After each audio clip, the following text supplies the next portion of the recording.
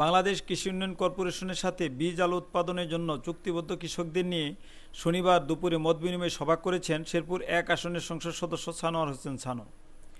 BADC TCR উপপরিচালক খলিলুর রহমানের সভাপতিত্বে তার কার্যালয়ে অনুষ্ঠিত এই মতবিনিময় সভায় বীর মুক্তিযোদ্ধা আব্দুল খালেক, ইউপি চেয়ারম্যান আব্দুল হাই, সাব্বির আহমেদ খুকন ও প্রেস ক্লাবের সভাপতি দেবাশিস ভট্টাচার্য সহ আরও অনেকেই বক্তব্য রাখেন।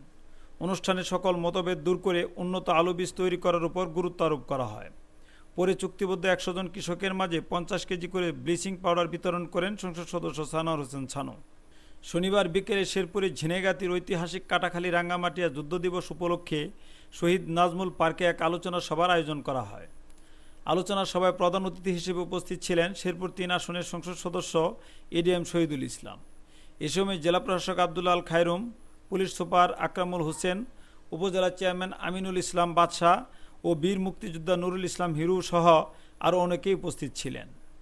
এর আগে একটি র্যালিও শহীদ নাজমুল হাসানের স্মৃতিস্তম্ভে পুষ্পস্তবক অর্পণ করা হয়। মুক্তিযুদ্ধ চলাকালে ১৯৭১ সালের ৫ই জুলাই রাতে পরিকল্পনা অনুযায়ী মুক্তিযোদ্ধারা ডিনামাইট ফিট করে ঝিনাইগাতী শেরপুর সড়কের কাটাখালী ব্রিজ উড়িয়ে দেন। এ অপারেশনের নেতৃত্ব দেন কোম্পানি কমান্ডার নাজমুল হাসান।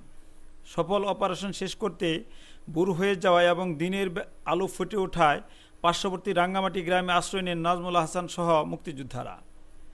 রাজাকারদের মাধ্যমে খবর পৌঁছে যায় পাক হানাদার বাহিনীর কাছে। খবর পেয়ে পাক হানাদার বাহিনী ৬ জুলাই রাঙ্গামাটি গ্রাম ৩ দিক থেকে ঘিরে ফেলে গুলিবর্ষণ শুরু করে। এ সময় পাক হানাদার বাহিনীর সঙ্গে সম্মুখ যুদ্ধে মুক্তিযোদ্ধা কমান্ডার নাজমুল হাসান, তার চাচাতো ভাই মুফাজ্জল হোসেন ও আলী হোসেন সহ ১২ জন শহীদ হন। মুক্তিযুদ্ধের স্মৃতিকে ধরে রাখতে জেলা প্রশাসনের পক্ষ থেকে গত বছর কাটাখালী যুদ্ধ বিধ্বস্ত ব্রিজের পাশে শহীদ নাজমুল পার্ক ও স্মৃতিস্তম্ভ প্রতিষ্ঠা করা হয়।